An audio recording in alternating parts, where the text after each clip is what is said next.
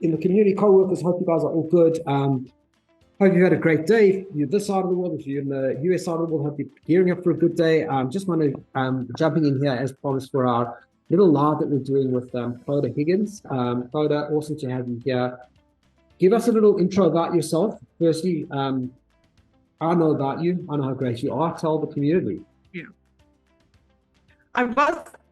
Sometimes I introduce going, I'm a reformed agency owner, but then I've just realized I do have a local small agency in the hometown that I'm in the west of Ireland called Sligo. So I actually still am an agency owner, but I specialized 10 years ago. I started to work for HubSpot and was coaching and consulting agencies in there and realized that they needed a lot of business advice more than they needed anything else.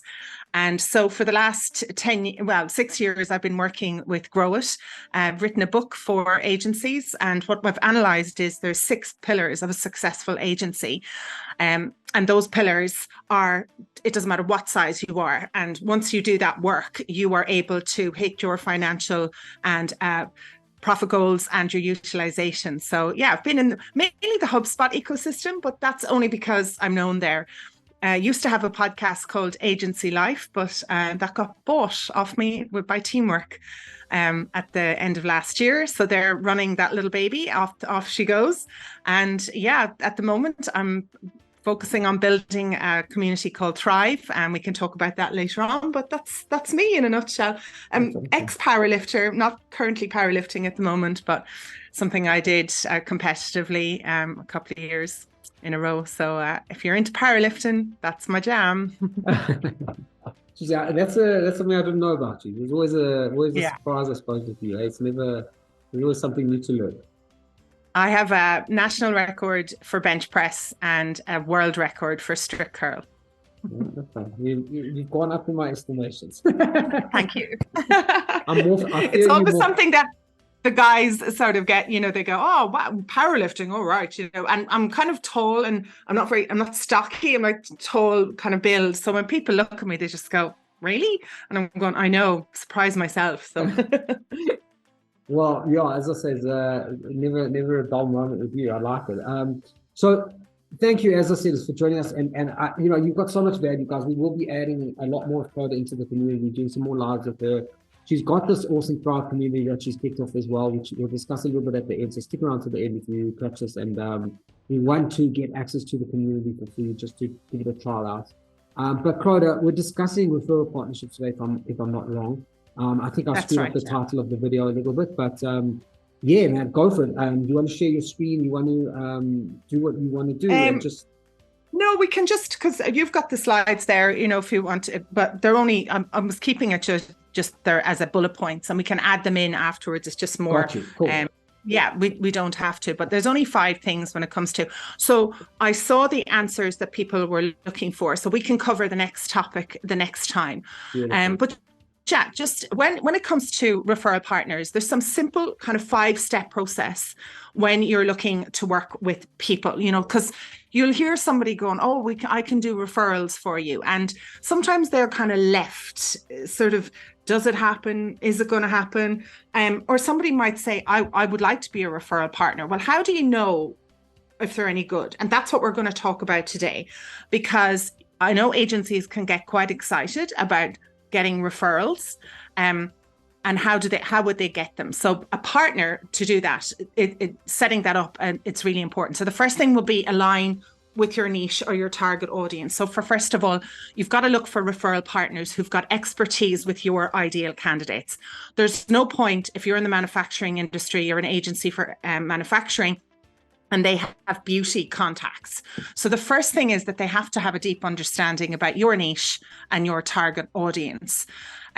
You've got to seek a partner who caters to this similar audience. So perhaps they're already doing something in that niche that you want to be a part of. Maybe they're supplying equipment, or maybe they're doing PR, but you're doing marketing.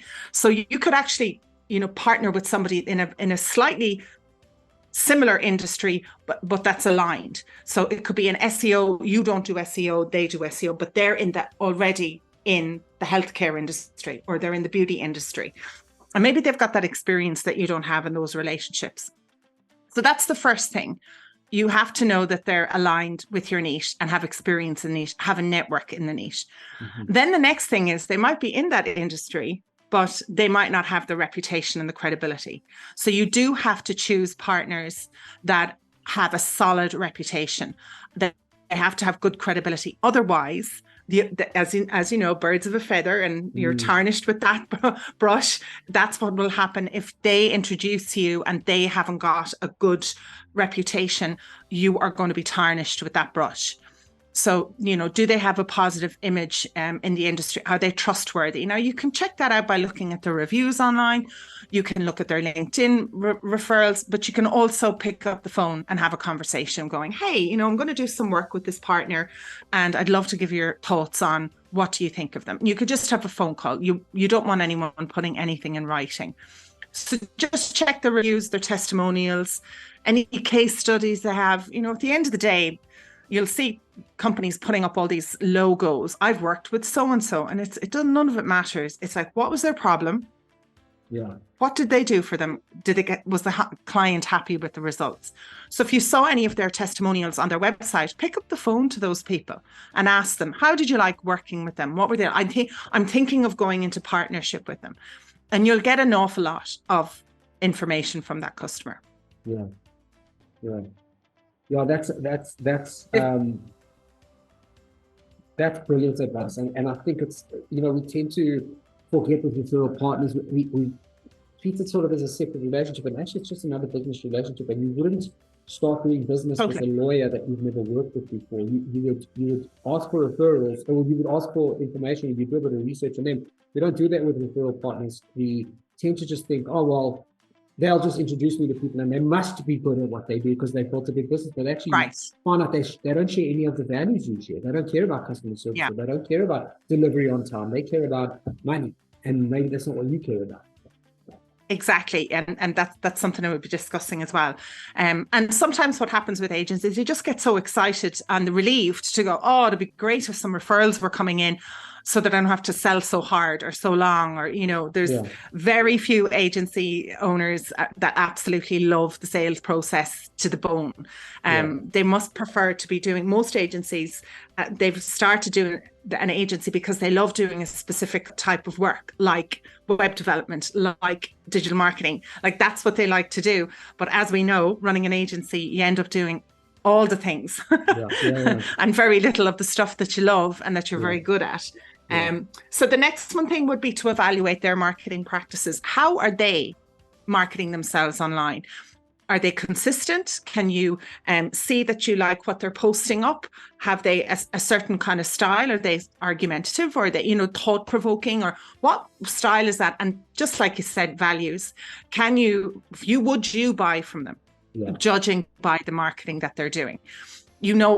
Maybe they've got a flurry of activity at the beginning of the month because they do a load of marketing and then they get really super busy and they don't do any. So is their marketing consistent? You've got to make sure they ensure that they employ ethical and effective methods to attract and retain their customers. How are they getting their customers? Are they bribing them? These are all things that you don't know. So like, how are they doing it? So finding out a little bit deeper about their process and how they attract people. Is it all mates rates? Is it all a sort of an inner circle of Jack and Toby know each other, so that's how they get the business? And that's not really aligned with your values and how you get your own ones. So partners who prioritize quality over quantity in their marketing efforts, they're more likely to refer leads that are genuinely interested in your services. So, you can hear this, oh, I can give you referrals, but I get asked, I think this, like I get asked all the time, can you recommend, can you find, because people know that I'm connected to this industry, and it'll be random things going, where can I get this? Where can I get that? I'm that type of person because that's just the way I've built my life. I don't know if it's a natural thing or if it's learned, but anyway, that's the way it is. From my friends to I can't get a hairdresser this side of Christmas. Do you know someone? I'm like, yeah, I do. To the business community, I do have that sort of natural tendency to network and to want to connect and join the dots.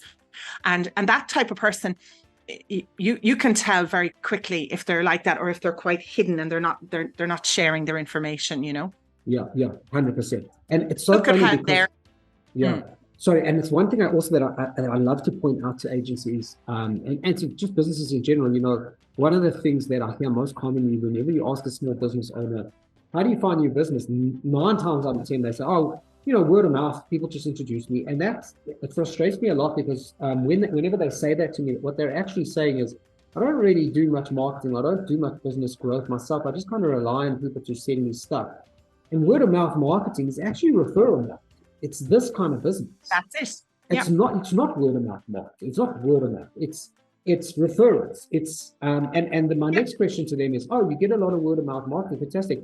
What have you done to make a deliberate system around that word of mouth marketing? What have you done to bring predictability to that word of mouth marketing?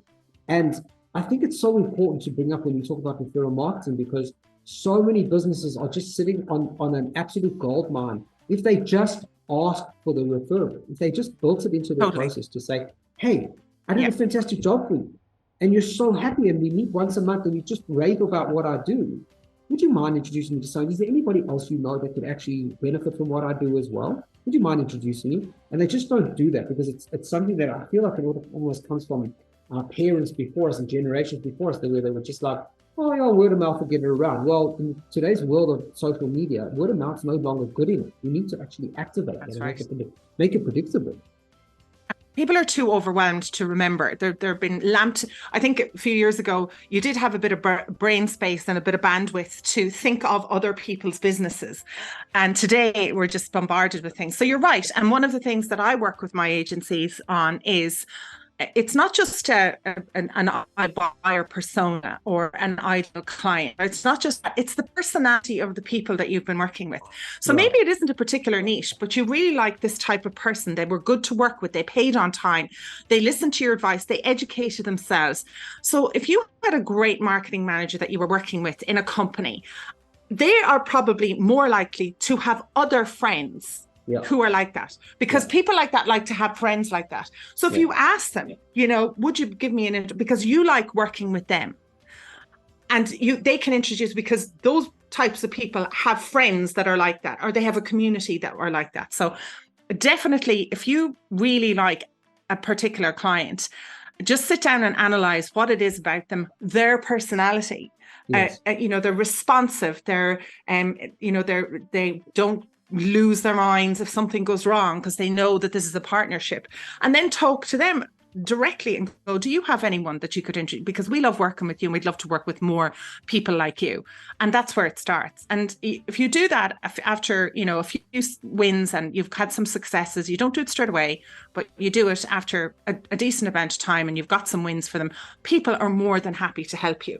But if you don't have a process around it, you're right, Stephen, they're not going to remember to do it. Yeah, and by the way, sorry, on that, guys, if anybody watches this and wants a process like that, wants some help with that, speak to Clodagh, speak to me. I've actually got a process already documented. If you guys are interested in it, it's not a difficult process.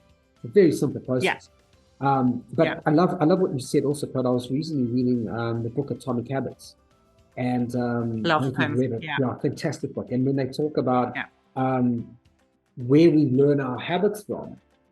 We learn our habits, they say, basically, you learn your habits from people who are close to you, like your family and friends. You learn your habits from your tribe, and then you learn your habits from the powerful, from the people who you look up to, who are the influencers in our world. You know, the Elon Musks and you know, all of them. I mean, even if they are Instagram influencers, that's where we learn habits from. Well, you were just describing about, if you get a referral, or you work with someone who's a good payer or is a good shows up for meetings on time, or already shows appreciation for the work that you do, they're probably going to be hanging around with the same kind of people. Those are the kinds of people you want introductions from. And vice versa, if you're working with someone who's not that, who doesn't share your values and doesn't behave in a way that you value, maybe it's somebody that you should be firing from your agency and not working with anymore, but they're probably going to introduce you to shitty people. So, you know, that's right. Exactly. Yep. You've nailed it. Yeah. Yeah. So the final 2 points I have on this, it's like I said, it's a simple 5-step process that that you have 5 things to consider. And then, like you said, put a process around it. So the 4th one is establishing clear communication channels. So how are you going to talk to this person? Have they got the right information in order to represent you? Do they have your latest marketing materials? Do they have their latest brochures, their pricing? And making sure they're set up for success. They're not sending old information. And if you choose partners with whom you can establish a clear and open lines of communication. So are you going to check in with them once a month? Are you going to have a meeting with them? Are you going to share referral leads? Are you going to have a Google document? Where are these leads going and who's monitoring them? And are you going to remunerate them, which I'll talk next? Yeah. Having regular updates. Are you going to have a pipeline call with them every week, 2 weeks, about what the leads are progressing or what expectations? If you've introduced on an email, well, what's the next thing? Are you to pick up the phone straight away? Like, what is your process? Because leads can kind of get flown around and nobody's following up because they think, sure, they'll get in touch when they want it. They thought it was an introduction. So just setting a plan going, send them this information about us, do an introduction, and I'll pick up the phone. And and then you own the lead from there on. Yeah. And then you can just ensure that you've got a smooth, mutually beneficial relationship. So. Yeah, that would be while you're talking about I guess you can call it logistics of the actual relationship. One thing I would add in over there, and I think that this is a lesson that I learned in the early days of learning with referral partners, is you have a great meeting, you identify someone you want to be a referral partner, you get on the phone with them, you set up a meeting, you're like, fantastic chat, you get along so well, and you think, oh, this is going to go gangbusters, and you think 2 thumbs up, you're moving on, let's do it, and you move into the next stage. And it took me a while to realize we actually haven't put together what the logistics of what our relationship looks like in terms of. Yes. Yeah. Is there a KPI around this? And I don't necessarily mean that you have to have a KPI, but what is the expectation from your partner? And what is the expectation from you? So exactly what you're saying is, hey, if I introduce you to someone, what is the process going to be here? I don't want you to embarrass me by not getting in touch with them. I'm vouching for you here. I'm vouching for you here. I expect you to get on the phone. All right, well, that's great. That's a logistical thing that we need to do. But another logistical thing we need to do is we need to take a look and say, you and I are in a partnership. What does the partnership look like? I don't want to put pressure on it. We're mates and we work well together. Let's just say loosely we're going to refer 2 people per month to each other. We're going to refer. It can be one of those. Yeah, it can be a relaxed one either. Exactly, but just have, because there's nothing worse than getting 3 or 4 months down the line with a referral partner and going, hey man, we get along so well, but you're not referring me anyone, and I'm referring you a whole bunch of people. Or we're not referring each other anyone. Maybe we just work colleagues and we just know each other and we'll keep it. Let's not expect anything from each other. So make sure you get that stuff down logistically from day one. And being very clear about it, because it could be a casual relationship as well, going, and you might see them once every 6 months going, oh, thanks for that lead you sent me, that's fine. Or it could be a formal process because you're working, they're growing their business, you're growing yours, and together you could actually refer leads over and back. Yeah. But that needs more. It's a volume thing. If there's a lot of leads, you need a process around it, and a follow-up going at the end of the month. Thanks for those 5 leads that you sent me through. 2 closed, one's considering it, and 1 we lost. How did you get on? Let us know if you heard anything on the other side. But you would have a conversation in a meeting with about them.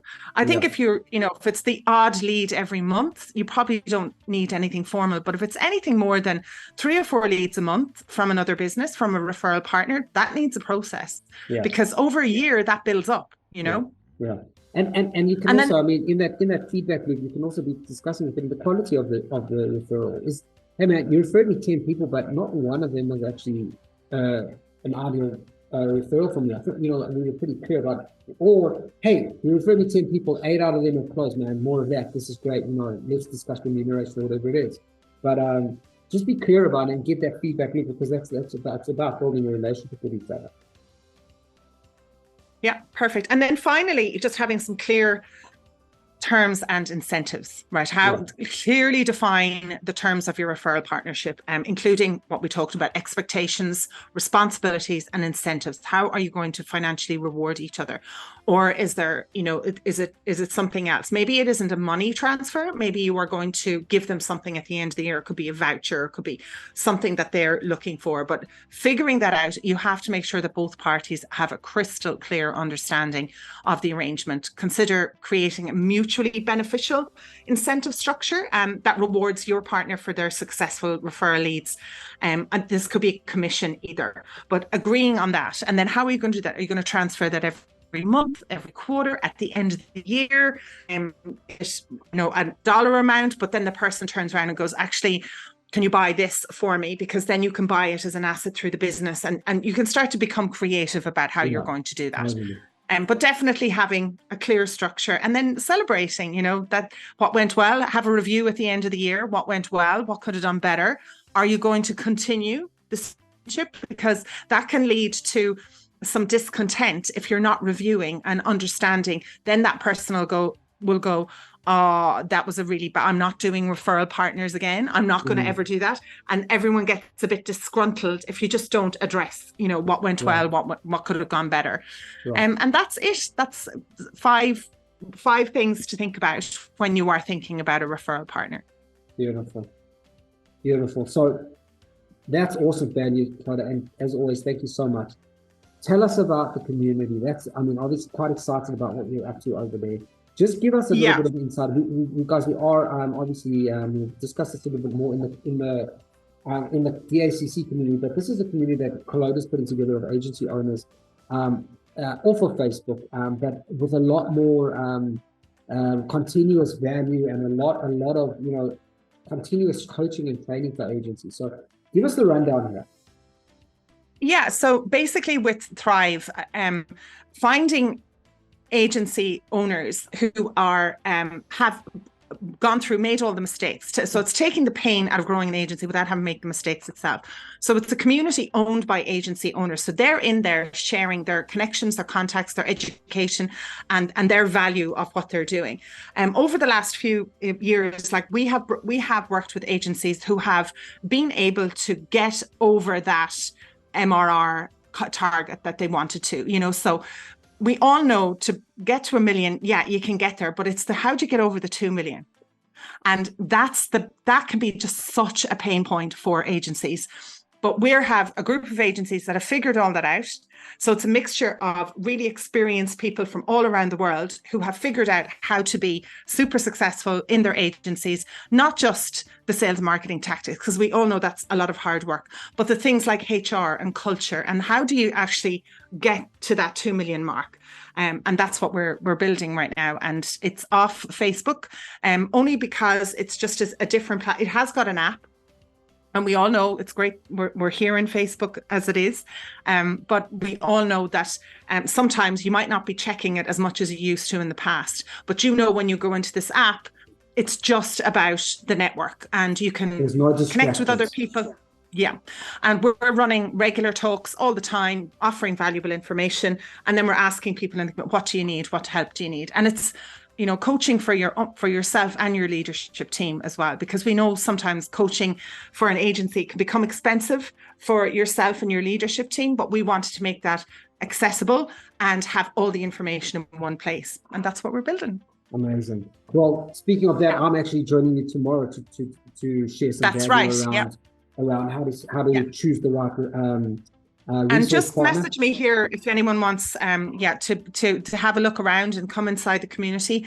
We're happy to open the doors. It's at a very affordable price for the moment, because it's for the first 222 seats. It's only 97 euros, and after that the price is going to be going up. So right now, just message me if you want to know more about it, and we can look after you. Amazing. And if I'm not wrong, you said you were discussing a 2-week free trial for anybody who wants to check that out first. Exactly. Just message me and I'll add them in, and you can have a look around for 2 weeks. When you come in, you'll do an agency scorecard. And straight away, you'll find out what are the gaps that you need to focus on first. And right from day one, there's training and material to actually you can work on in between the calls that are going on. And I'm available to ask any questions. So you get access to me to pinpoint you into the areas that you need to go. With the scorecard, it's the best practices of all the agencies around the world. So it's straight away going, oh, you've got a gap here. Here's where you need to go and focus on it. Beautiful. And I've done all of that, guys. I mean, I've obviously a member of the community myself, and I've been in there and I've seen what it's all about. And it definitely is. It's one of the things I love about the community is it's young. It hasn't yet gotten what I don't think it will, but a lot of these communities tend to get complacent as they get there. And Clodagh, I know Clodagh, it's just not going to happen. She's full on. No. Every partner who's in there is full on. We're all everybody who's in the community is giving to the community and is investing in the community. So I highly recommend it. I will, as I said, I'm in there tomorrow with you. I'll make sure to push out the time and the date and whatever into the co-working collective tomorrow. Same time tomorrow we're on for us. Same time tomorrow, and we'll be talking about how to choose an outsourcing partner, which is more and more people are working with outsourcing partners now. So that's what we're going to be doing. 100%. Clodagh, thank you so much. I'll chat to you tomorrow and we'll go from there. And thank you for sharing. And we'll shoot the link to the community down below. We'll shoot the slides that Clodagh was discussing as well down below in the comments. Anybody wants to get in touch with Clodagh, can, we'll chat soon.